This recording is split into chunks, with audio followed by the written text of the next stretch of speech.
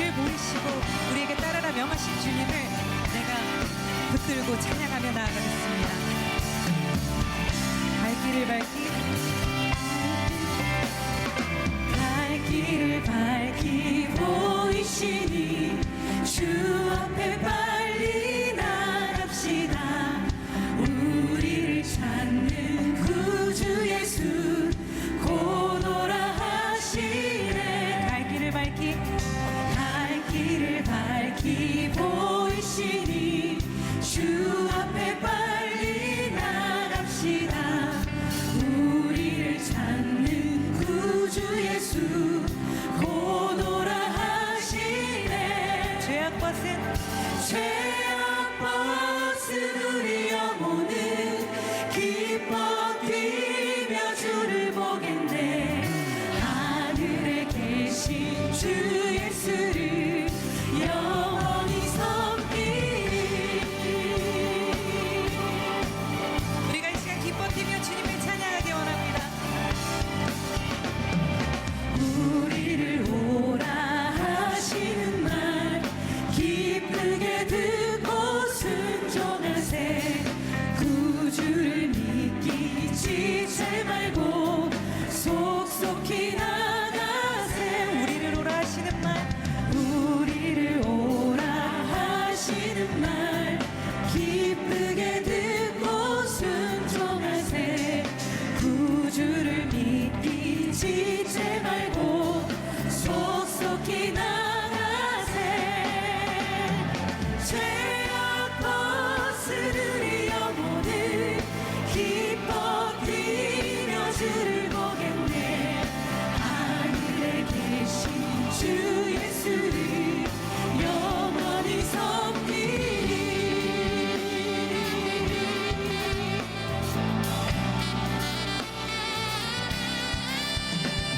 우리의 길이 되신 주님을 따라 살길 간절히 소망합니다. 박수치며 찬양하기 원합니다. 주 오늘 여기 계시오니 다 와서 주의 말씀 듣세. 듣기도 하고 생각하니 참 진리시로다. 죄악 벗은 우리 영혼은 기뻐 뛰며 주를 보겠네. 하늘에 계신 주 예수를 영원히 섬기리. 죄악 벗은 우리 영혼은 기뻐 뛰며 주를 보겠네. 하늘에 계신 주 예수를 영원히 섬기리. 죄악 벗은 우리 영혼은 기뻐 뛰며 주를 보겠네. 하늘에 계신 주 예수를. 마지막으로 한 번 더 찬양합시다. 죄악 벗은 우리 영혼은 기뻐 뛰며 주를 보겠네. 하늘에 계신 주 예수를 영원히 섬기리.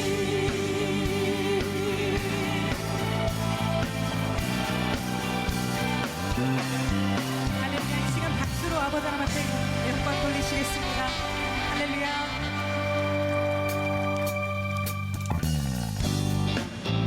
이 시간 목소리 높여 주님을 찬양합시다.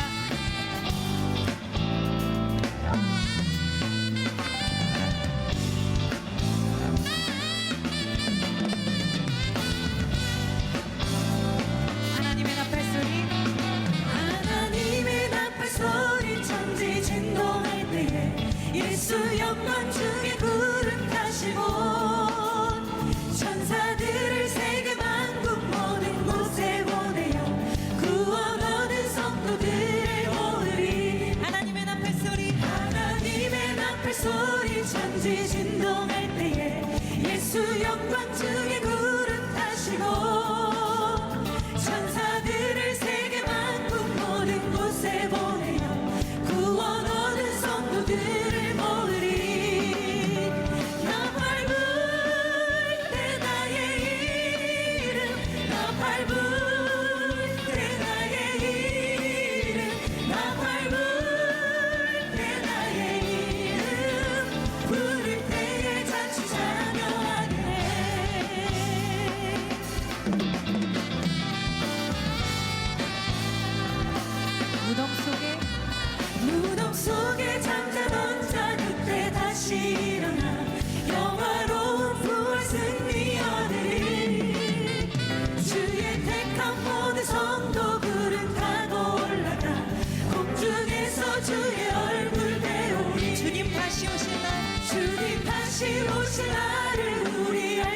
없으니 항상 기도하고 깨어 있어서 기쁨으로 보좌 앞에 우리 나가서도 그때까지 참고 기다리겠네.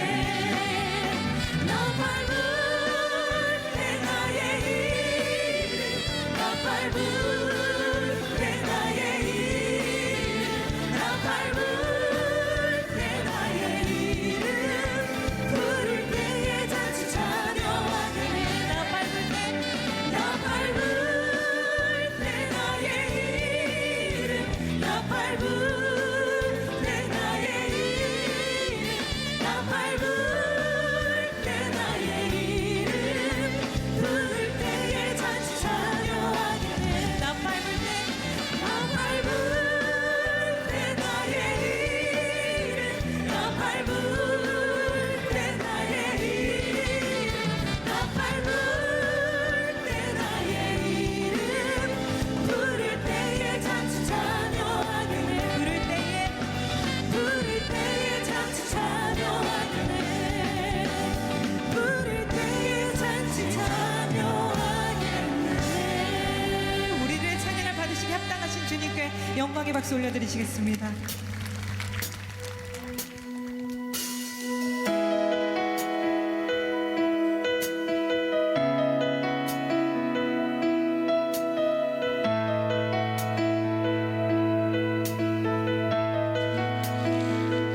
이 시간 우리가 진정으로 고백하길 소원합니다. 주님께서 부르시는 그곳에 내가 있기 원합니다. 나의 삶이 주님의 역사가 되게 하여 주시옵소서. 내게로부터 눈을 들어 내게로부터 눈을 들어 주를 보기 시작할 때 주의 일을 보겠네. 내 작은 마음 내 작은 마음 돌이키사 하늘에 꿈꾸게 하네. 주님을 볼 때 내게로부터 눈을 들어 내게로부터 눈을 들어 주를 보기 시작할 때 주의 일을 보겠네.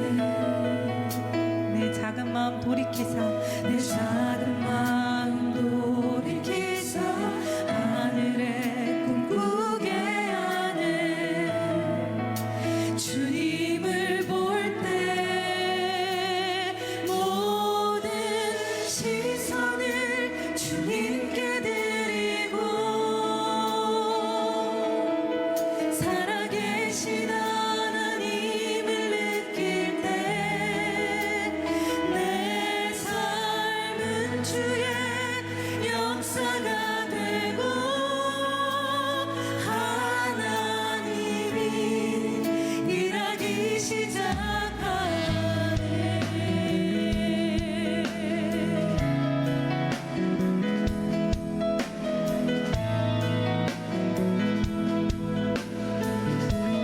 성령이 나를 변화시켜 성령이 나를 변화시켜 모든 두려움 사라질 때 주의 일을 보겠네. 황폐한 땅 가운데서 주님 마음 알게 되리. 주님을 볼 때 모든 시선을 주님께 모든 시선을 주님께 드리고 전능하신 하나님을 느낄 때 세상은 주의 나라가 되고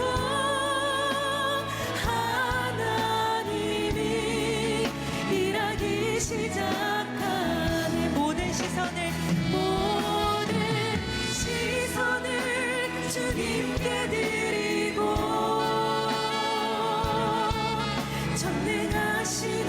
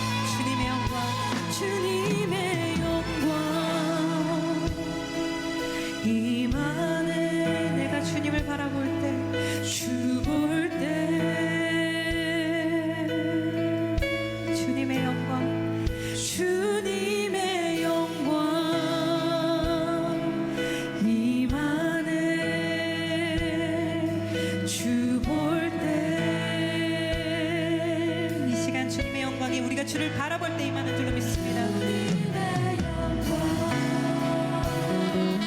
임하네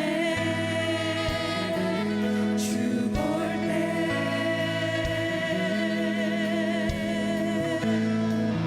주님의 영광 임하네 주 볼 때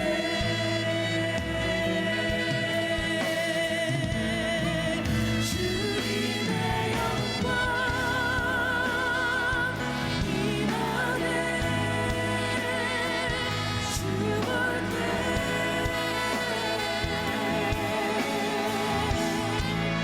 주님의 영광 임하네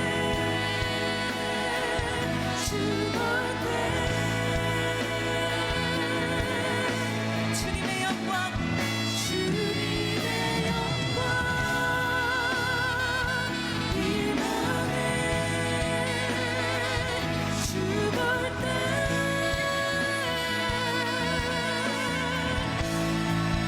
주님의 영광 임하네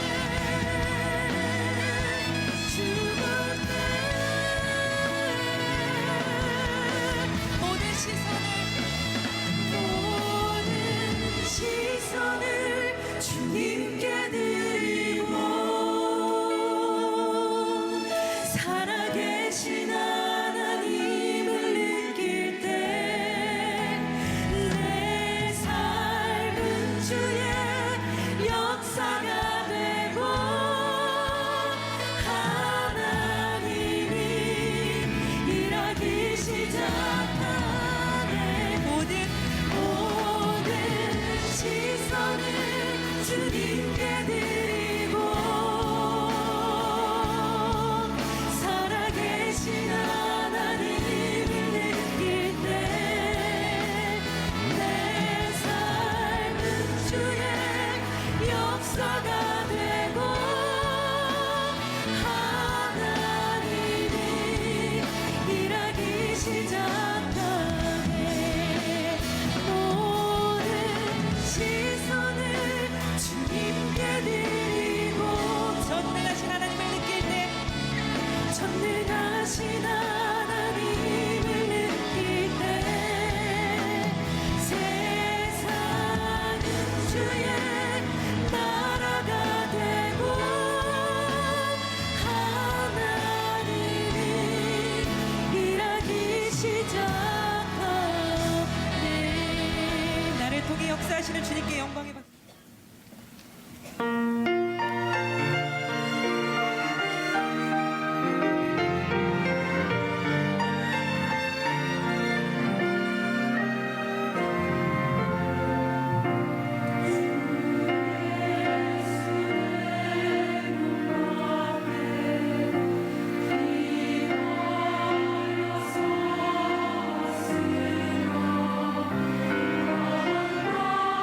이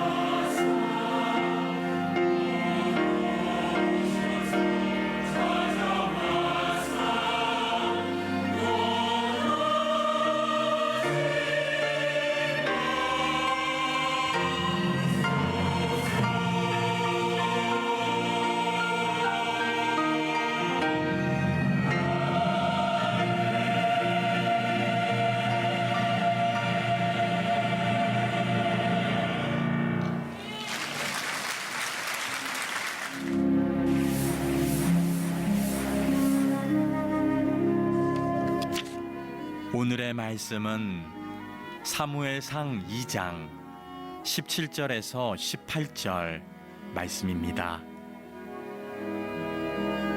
이 소년들의 죄가 여호와 앞에 심히 크면 그들이 여호와의 제사를 멸시함이었더라. 사무엘은 어렸을 때에 세마포 에봇을 입고 여호와 앞에서 섬겼더라. 아멘. 존 알렌 초우라고 하는 사람이 있습니다. 이 사람은 미지의 세계를 탐험해서 세상 사람들에게 자기의 탐험의 이야기를 알려주는 여행가입니다. 한 번은 인도에 속한 북센티널이라고 하는 곳을 여행지로 선택을 하는데 이곳을 여행하기에는 문제가 있습니다. 이곳은 인도 정부에서 접근 금지령을 내린 여행을 하면 안 되는 곳입니다.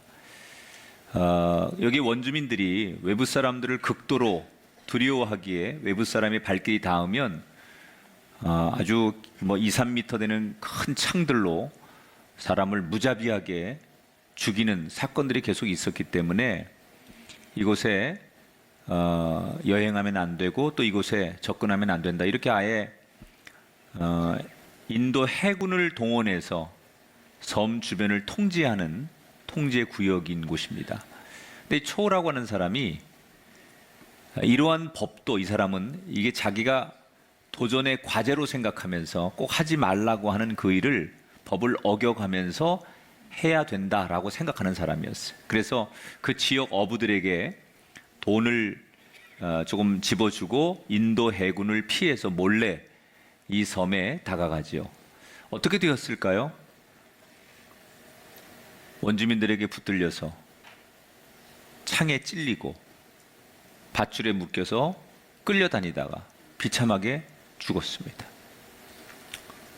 이 소식을 들은 많은 사람들이 이 사람에게 동정하지 않았어요. 오히려 혀를 차고 이 사람을 비난했습니다. 왜? 가장 기본적인 정부가 또는 이미 언론이 이곳은 정말 위험하니까 여행하면 안 된다고 그렇게 많이 계몽하고 그렇게 많이 사람들에게 호소했는데 그 법과 가장 기본적인 것을 어겨가면서 자기 생각만 해서 이렇게 무리를 일으켰는가? 이래서 이 사람의 죽음에 대해서 어느 누구도 동정하거나 안타까워하지 않았다는 거예요. 여러분, 우리가 어디로 여행을 가든지 여행할 때 아주 지켜야 될 기본적인 유의사항이 있어요. 예를 들면 패스포트, 여권 같은 것은 반드시 소지하고 다녀야 된다. 다른 건 다 잊어버려도 여권을 잃어버리면 안 된다든지, 또 그 나라에 가서 절대로 하면 안 되는 말과 행위, 이런 것들을 아주 다른 건 몰라도 이것만큼은 꼭 지켜주세요라고 하는 기본적인 유의사항이 있습니다. 우리가 어떤 물건을 딱 처음에 만났을 때 그 물건을 쓰면서 지켜야 될 유의사항이 있어요. 이 물건을 내가 아무리 익숙한 물건이라도 유의사항을 잊으면 그 물건에게 큰일이 납니다. 또 아무리 내가 초보라도 유의사항만 잘 지키면 어떤 물건을 쓸 때 안전할 수 있습니다. 이제 우리가 기도 시리즈를 거의 마칠 때가 됐습니다. 오늘이 50번째 설교입니다. 50번째. 그래서 앞으로 한 50번 더 할 수도 있는데 끝도 없잖아요. 그래서 기도 시리즈를 제가 1년 하겠다. 그래서 마무리를 곧 이제 하면서 그동안 기도에 대해서 여러분에게 많은 설교를 했어요. 기도의 종류도 많고 또 기도할 때 우리가 지켜야 될 것도 지침도 참 많다. 이런 얘기를 우리 성도들에게 지난 1년 동안 많이 나누었습니다. 그런데 여전히 그렇게 많은 걸 여러분과 나누었지만 지나고 나니까 어떤 건 기억에 남는 것도 있고 내가 실천을 해서 내 것으로 만든 것도 있지만 여전히 기도가 어렵고 또 기도를 하기에 부족함도 많이 느끼는 분들이 있습니다. 그래서 오늘은 그 많은 얘기들 가운데 기도하면 꼭 중요한 유의사항, 이거 한 가지만큼만은 기도하면 기도라고 하는 단어가 떠오르면 우리가 반드시 이 유의사항을 염두에 두지 않으면 안 되는 한 가지, 그것을 여러분과 나누면서 이제 기도 시리즈를 좀 마감을 좀 해볼까 합니다. 물론 뭐 한 주나 두 주 더 할 수 있을 것 같은데, 아무튼 이제 마무리하면서 기도라고 하는 이 단어가 떠오를 때마다 이것만큼은 꼭 우리가 유의사항으로 기억해야 된다. 이 한 가지. 그게 뭘까? 오늘 사무엘상 2장에 두 인물을 소개해 드릴 거예요. 한 사람은 이제 기도를 막 시작하는 기도의 초보, 아직 기도가 뭔지 모르는, 기도를 막 걸음마를 뗀 기도의 초보라고 할 수 있는 사무엘의 어린 시절의 이야기와, 또 한편의 인물은 당시의 이스라엘의 대제사장, 신앙의 기도의 베테랑이었던 엘리 대제사장, 이 두 사람을 소개해드리면서 기도하면 우리가 한 가지 딱 붙잡아야 될 유의사항이 뭘까? 우선 많은 분들이 아시는 대로 사무엘은 아주 극적으로 태어나지요. 어떤 사람은 태어날 때 참 쉽게 태어나는데 어떤 사람은 참 사연 있게 태어나는 사람들이 있어요. 사무엘이 바로 그런 사람이에요. 그의 어머니 이름이 한나인데 아들을 낳지 못했어요. 불임의 병을 가지고 있었던 것 같아요. 그래서 늘 아이를 갖지 못하는 그 어려움 때문에 성전에 가서 하나님 앞에 울면서 늘 이렇게 기도하죠. 하나님, 저에게도 자식의 복을 주세요. 태의 문을 열어주세요. 하나님이 만약에 저에게 아들을 주신다면 그 아들 절대 내 아들로 삼지 않고 하나님의 아들로 평생을 드리겠습니다. 그렇게 늘 눈물의 기도를 한나는 드리죠. 근데 하나님은 말씀하시지 않아도 기도를 다 듣고 계신 거예요. 특히 눈물의 기도는 기적을 일으킵니다. 그러니까 성도들이 흘리는 눈물의 기도는 반드시 그 눈물이 언젠가 열매로 돌아온다는 걸 알아야 돼요. 우리가 뭐 눈물을 짤 필요는 없지만 눈물을 흘려야 할 만큼 그 기도가 간절하고 눈물을 흘려야 할 상황 속에서 드리는 기도는 결코 하나님이 외면하지 않으신다. 한나는 눈물로 그렇게 정말 오랜 세월 기도하는데 드디어 어느 날 하나님께서 한나에게 아들을 주세요. 남의 집 일이라고 그렇게 무관심하게. 그래서 그렇게 해서 사연 있게 태어난 아이가 바로 사무엘입니다. 이 한나는 이건 분명히 하나님이 주신 거다. 그렇게 기도했기 때문에 약속을 했으니 지켜야지. 그래서 젖을 떼자마자 걸음마가 막 시작되는 어린 나이에 사무엘을 드리고 당시에 이스라엘의 영적인 최고의 책임자였던 엘리 대제사장에게 이 어린 아들을 맡깁니다. 이때부터 사무엘은 엄마를 떨어져서 성막에서 그 대제사장과 함께 살게 되는 거예요. 제가 늦둥이를 키우잖아요. 늦둥이. 예? 사람들이 제가 며느리를 봤다고 하면 비웃어요. 안 믿어요. 그런데 아주 어린 딸이 늦둥이가 있다고 하면 더 안 믿어요. 다 현실이고 진실입니다. 며느리도 봤고 아주 어린 딸도 있습니다.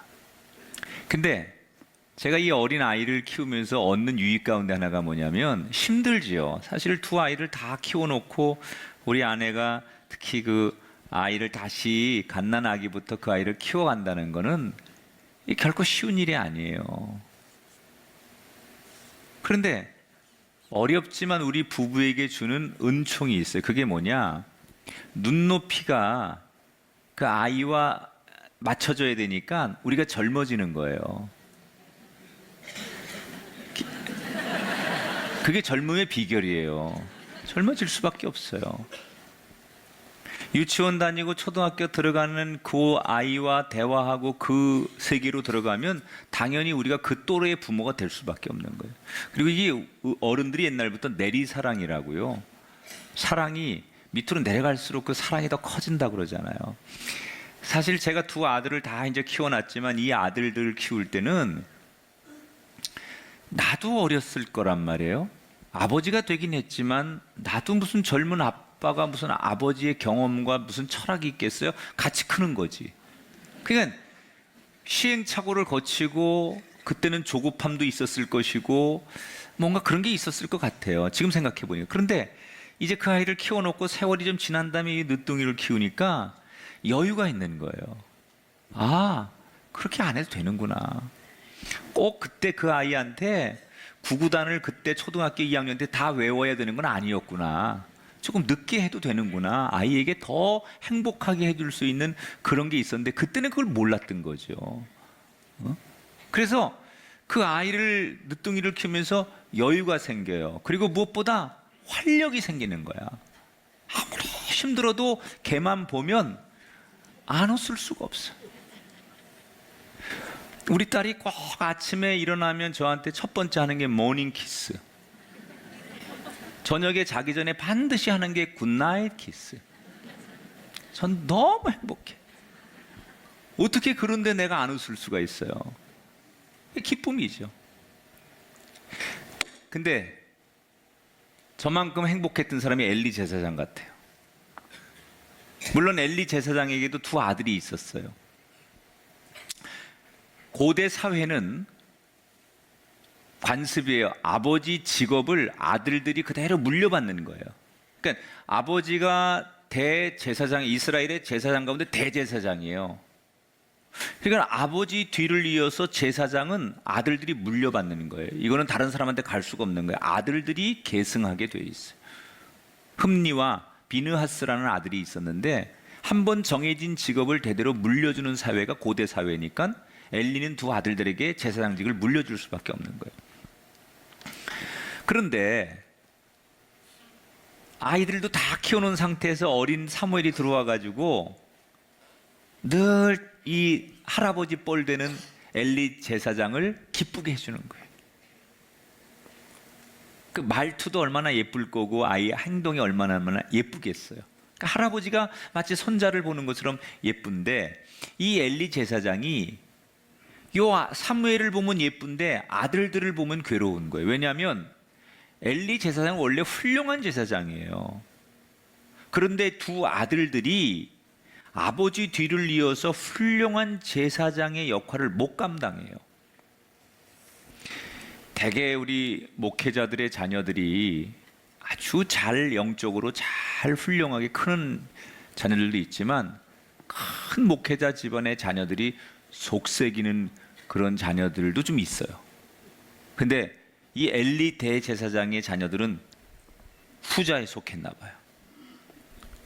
이 아들들이 말썽을 부리는데 요즘 말로 말하면 제사장인데 가서 술도 먹고, 원래 제사장의 고유의 그 자기의 사명은 다 안 하고 여자들하고 놀아나고, 이게 완전히 누가 봐도 제사장이 될 수 없는 그런 상태로 놀고 있는데, 이 관습은 아들들에게 제사장을 물려줘야 되니까 아들들은 제사장 흉내는 내지만 진짜 제사장의 역할을 감당을 못하는 거예요. 그러니까 아버지가 그 아들들을 보면서 늘 속상한데, 한편으로 그 어린 사무엘이 아침에 일어나면 와서 그 조그만 아이가 성막에서 문안 인사하고 그 엘리 제사장을 졸졸졸 쫓아다니면서 그 하는 일을 도와주고, 엘리 제사장이 하는 것들을 배우고 실습하고, 이런 모습을 보면서 나름대로 그 아이를 보면서 행복감을 갖는 거예요. 그렇게 사무엘이 성막에서 잘 자라던 어느 날, 그 엘리 제사장의 두 아들, 자기보다 한참 형들이겠죠. 이 형들이 사무엘을 부르더니 맛있는 살코기 하나를 떼어서 너 이거 먹어, 그리고 주는 거예요. 얼마나 먹고 싶었는지, 얼마나 그게 맛있는지 사무엘이 형들이 주는 거니까 그 성막에서 형들이 주는 살코기를 맛있게 먹습니다. 그런데 형들이 이 살코기를 먹는 사무엘에게 뭐라고 얘기하느냐? 야, 너 형들하고 재밌게 한번 놀래? 그러면서 자기들이 세상에 나가서 여인들과 재밌게 술 먹고 놀고 흥청망청한 이야기를 어린 사무엘에게 들려주면서 너도 형들이 그런데 한번 데려갈게 이러면서 유혹을 하는 거예요. 이때 어린 사무엘이 맛있는 살코기를 먹고 형들이 세상에서 아주 재미있는 이야기, 경험담의 이야기를 들려주면서 너도 우리처럼 그렇게 놀게 해줄게 라고 하는 이야기를 들으면서 머릿속에 두 가지의 생각이 번뜩 떠올려지는 거예요.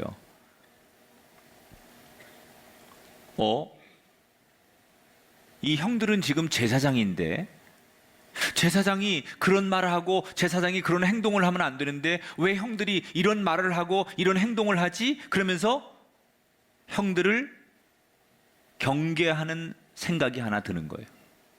그러나 또 한편에는 이미 익숙한 형들이고 형들이 그렇게 제사장임에도 불구하고 밖에 나가서 세상적으로 재밌게 놀고도 아무 일 없는 걸 보면서 한창 사춘기를 맞이하는 사무엘이 자기도 그러고 싶은 생각이 드는 거예요.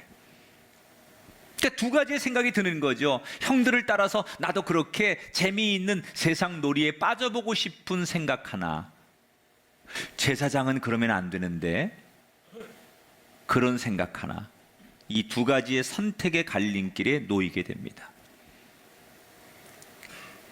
엘리 대제사장에게 배운 대로 살 것이냐, 아니면 가끔 이 형들처럼 적당히 제사장인 척하지만 돌아서서 세상을 즐길 것이냐. 이 갈림길에서 사무엘은 뭘 선택하느냐. 오늘 성경은 그의 선택을 이 한 줄로 표현해 줍니다. 2장 18절을 같이 읽어보겠습니다. 시작. 자, 거기 세마포 에봇이라고 나옵니다. 이 에봇은 당시에 하나님이 세우신 왕이나 제사장만 입는 특별한 옷을 에봇이라고 해요. 이 에봇은 아무나 입을 수 있는 게 아니에요. 하나님이 세우신 왕 아니면 제사장, 이 두 사람만 입을 수 있는 옷이 에봇이에요. 사무엘이 어떻게 해야 될까 갈등할 때 그 옷을 입고 아침에 일어나서 저녁에 잘 때까지 내내 그 옷만 입고 다녔다는 거예요.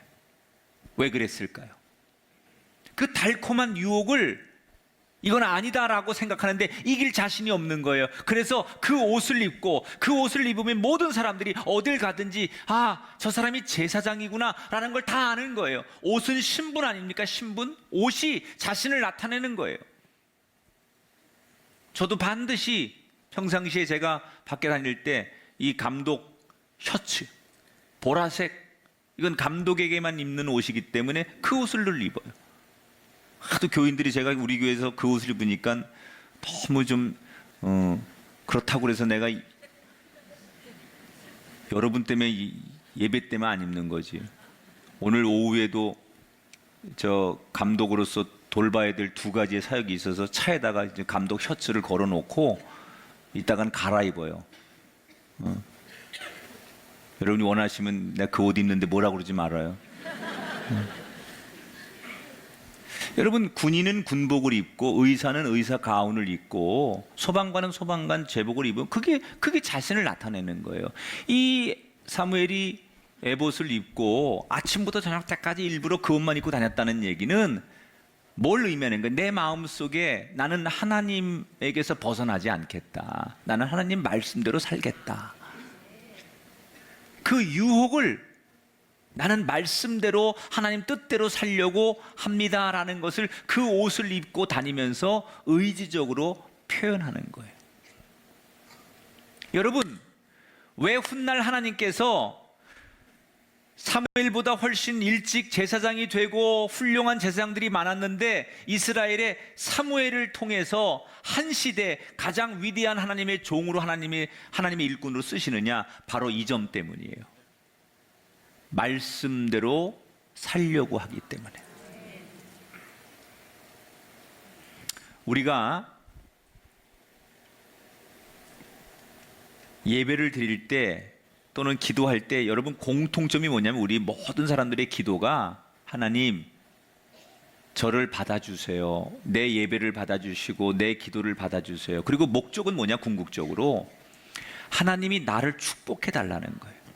우리 가정, 내 자녀, 내 일터, 건강 또는 지금 내가 아주 내놓은 이 기도 제목 다 그것은 하나님 앞에 내가 나를 하나님께서 귀히 여기시고 나에게 은총과 축복을 달라라는 기도예요. 그 기도 나쁜 기도 아니에요. 그런데 우리가 드리는 기도와 우리가 드리는 예배를 응답 받으려면 뭐가 필요하냐? 바로 지금 이 사무엘이 했던 이것을 유의해야 돼요. 우리가 어떤 유혹이 와도 항상 우리가 드리는 기도와 예배 속에서 사무엘처럼 말씀대로 살아갈 때, 그러니까 삶은 말씀하고 무관하게 살면서 내가 입으로는 하나님을 부르고 금식하고 주님을 향하여 부르짖는다고 해서 그게 기도가 아니라는 거예요. 기도의 가장 중요한 것은 많은 기도를 아직 사무엘은 어린아이이기 때문에 기도를 유창하게 못해요. 아직 하나님의 음성을 들을 때가 아니에요. 지금 이 상황은. 그러나 하나님은 이 어린 사무엘이 기도를 잘하지 못해도 늘 기도하기 전에 말씀대로 살려고, 말씀이 기준이고 말씀을 자신의 인생의 최우선으로 두고 살아가는 사무엘을 하나님께서 보고 계셨다는 거예요.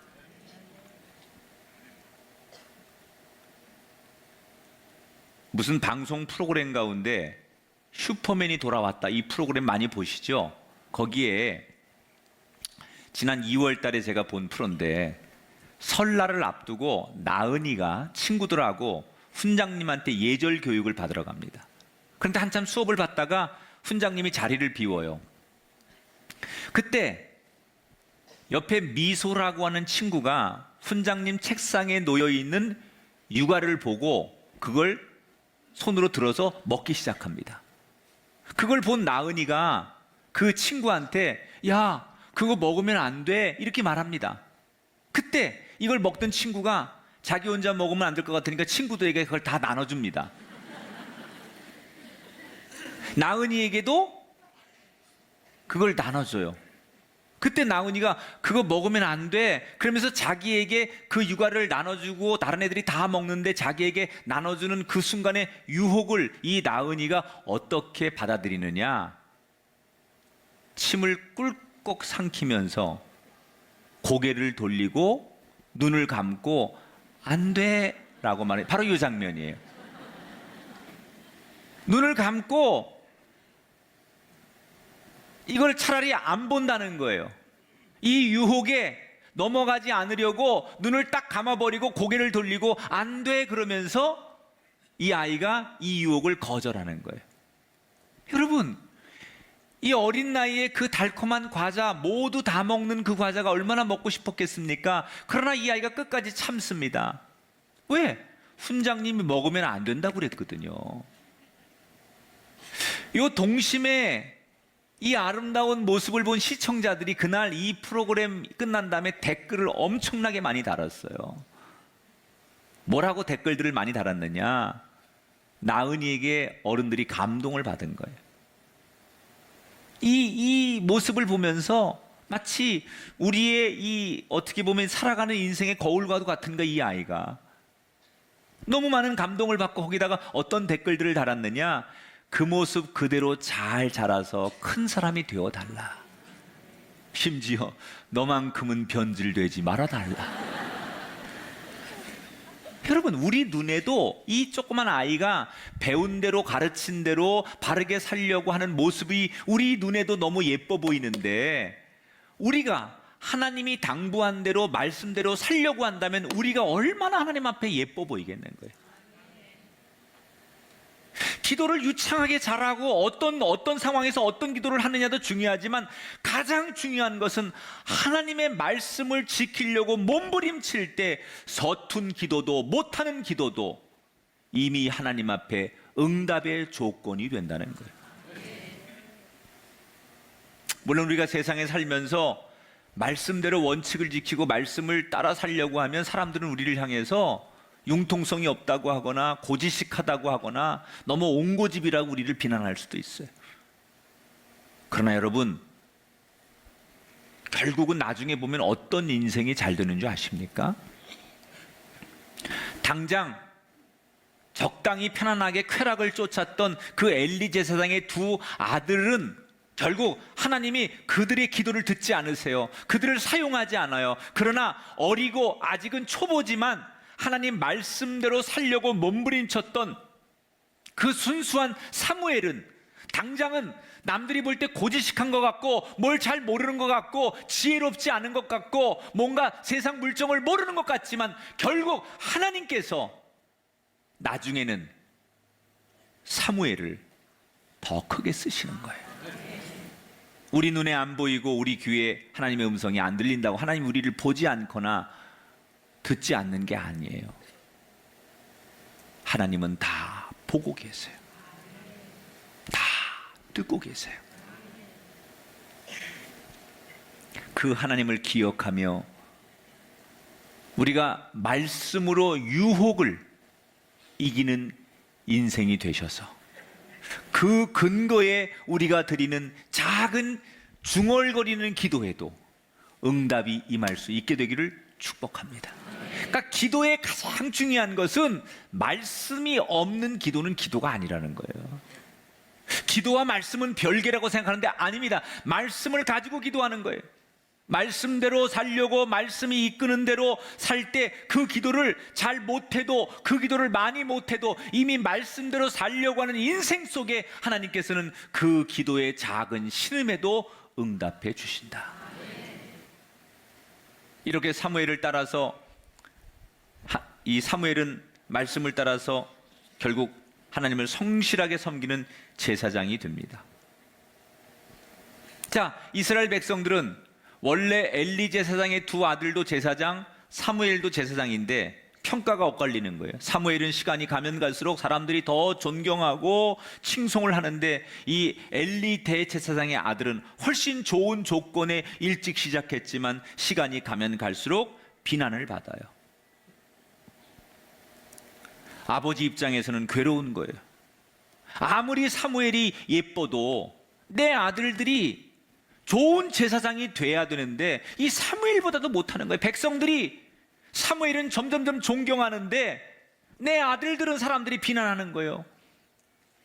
그러니까 아버지 입장에서는 아들들을 데려다가 혼도 내기도 하고 달래기도 하고 권면도 하면서 너희들이 그렇게 하면 안 된다고 아무리 아들들에게 타이르고 가르쳐도 이미 머리가 다 커버린 두 아들들은 아버지가 걸었던 그 길을 걷지 않아요.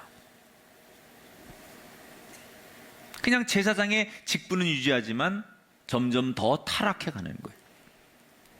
그러던 어느 날 하나님께서 한 선지자를 통해서 엘리 제사장에게 충격적인 말을 전합니다. 자, 2장 31절부터 34절 같이 읽어봅니다. 보라, 내가 내 팔과 내 조상의 집 팔을 끊어 내 집에 노인이 하나도 없게 하는 날이 이를지라. 두 아들 흠니와 비느하스가 한날에 죽으리라. 자, 하나님께서 엘리 제사장에게 뭐라고 메시지를 전하느냐? 너희 가문을 더 이상 사용하지 않겠다는 거예요. 내 아들들을 다 죽일 것이고 제사장의 그 자손 대대로 내려가는 그 축복권을 내 대에서 끊어버리시겠다는 거예요. 이게 무서운 저주예요. 자, 하나님께서 이 말씀을 왜 엘리 제사장에게 하신 걸까요? 넌 끝났어, 그런 게 아니에요. 여러분, 성경을 이렇게 그렇게 문자로 읽으면 안 되고 이 하나님의 의도는 뭐냐면 넌 정말 끝났어, 너희 집은 끝났어, 그게 아니라 지금이라도 너와 너희 아들들이 회개하고 온전히 제사장의 자리에 서서 하나님만을 바라보고 말씀을 따라가는 제사장으로 돌아왔으면 좋겠다. 지금이라도 너희가 거룩한 자리에 서서 하나님의 뜻을 따르는 진실된 제사장이 되면 좋겠다라고 하는 하나님의 마음을 전한 거예요.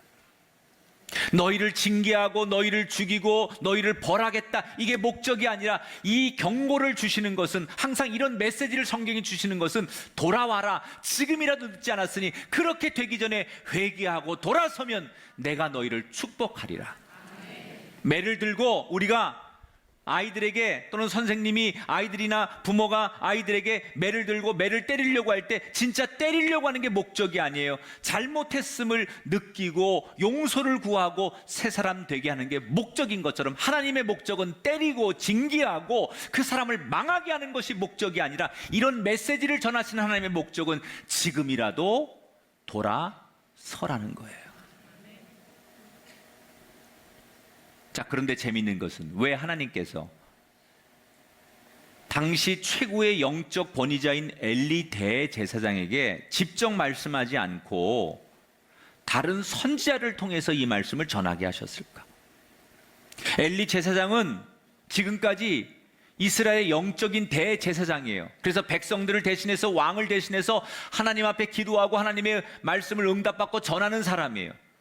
하나님과 수없이 기도하면서 소통하고 교통하고 응답받았던 사람이 엘리 대제사장이에요. 그런 제사장에게 직접 말씀할 수 있었는데 왜 직접 말씀하지 않고 선지자를 통해서 말씀하신 걸까?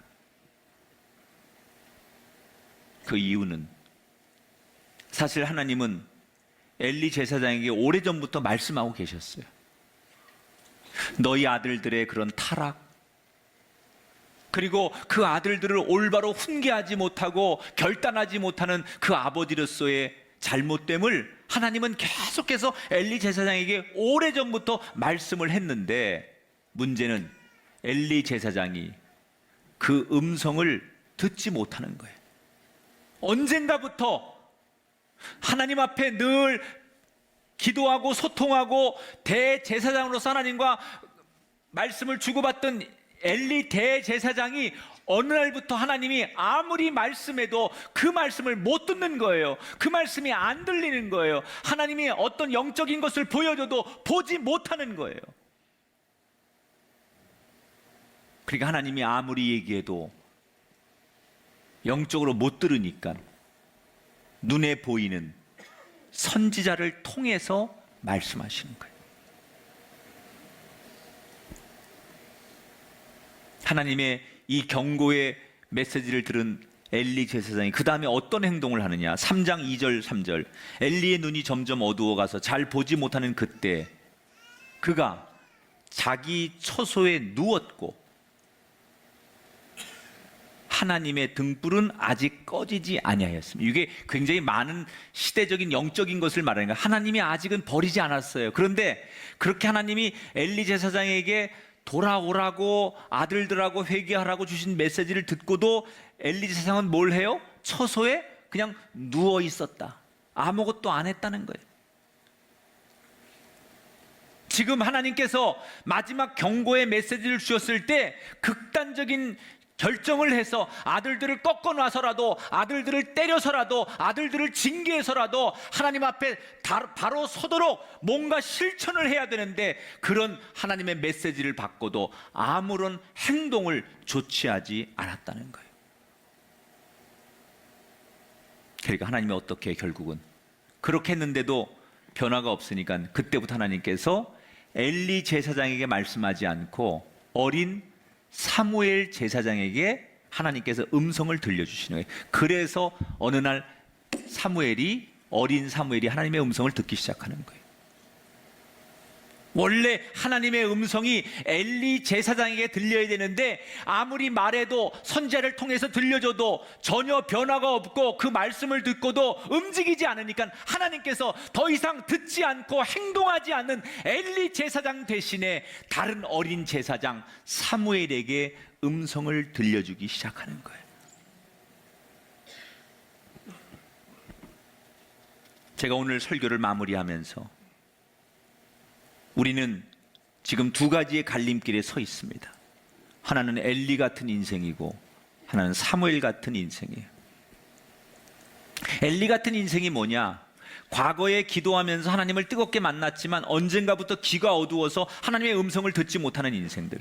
반면에 사무엘 같은 인생은 그동안 하나님의 음성을 못 들었지만, 아직 어리지만, 기도를 많이 못 해봤지만, 중요할 때 말씀의 길을 걸으면서 하나님이 주목하는 인생. 저는 제가 목회하면서 제일 안타까운 교인들이 엘리 같은 교인들이에요. 과거에는 뜨거웠었는데, 과거에는 정말 헌신도 많이 하고, 과거에는 기도도 많이 하고, 과거에는 그래서 하나님과 정말 늘 소통하고 그 하나님을 바라보며 하나님 앞에 자신의 삶을 드리고 감동하는 인생을 살았는데, 지금은 그 과거의 옛날 시절을 그리워하고 그 과거에 봉사하고 뜨거웠던 이야기만 할 뿐 추억을 되풀이하는 것 이외에는 지금 내 자신이 하나님 앞에 자랑할 게 없는 인생들. 얼마나 많은, 제가 보는 교인들 가운데 훌륭했던 교인이었는데, 참 좋은 교인이었는데,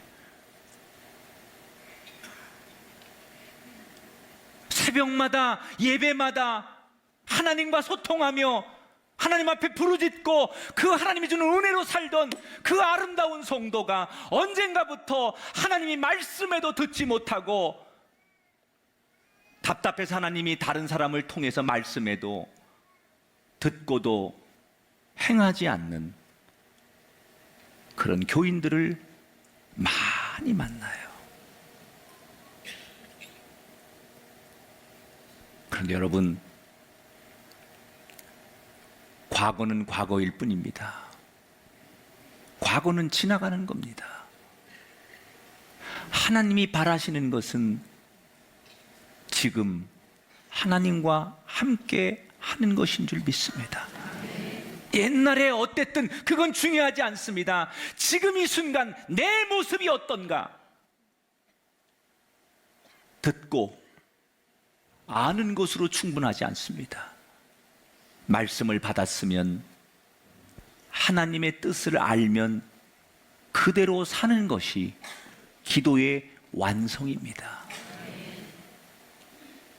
제가 여러분에게 1년 동안 기도는 이렇게 하는 겁니다, 기도의 시작은 이렇게 하는 거고, 기도의 종류가 이런 게 있고, 이런 상황에서는 이런 기도를 드리는 거고, 이런 언어를 선택하시고, 이런 자세로 기도하시고, 이런 장소에서 기도하라고 수없는 기도의 가르침을 드렸지만, 오늘 다 잊어버려도 기도라고 하는 주제가 나오면 이거 한 가지만큼은 유의해야 될 딱 한 가지가 있는데, 기도한 대로, 고백한 대로 실천하는 거예요.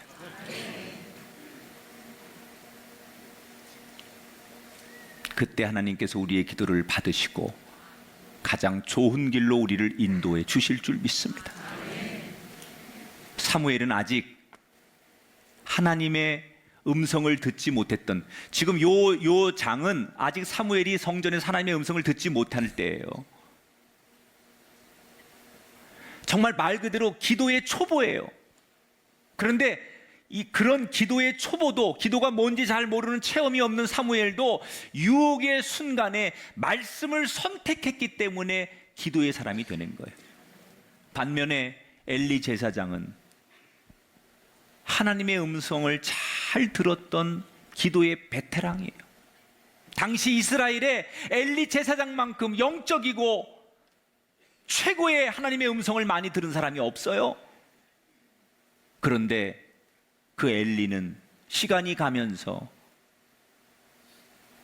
아는 것으로, 듣는 것으로 거기에 머물러 있고 행하지 않았기 때문에 그렇게 대단했던 당대의 최고의 대제사장인 엘리도 결국 버림을 받습니다. 여러분에게 물어보겠습니다. 사무엘이 되시겠습니까? 엘리가 되시겠습니까?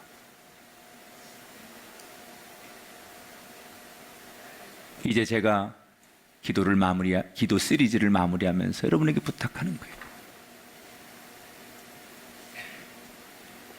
꼭 오늘 이 설교의 유의사항을 기억하세요.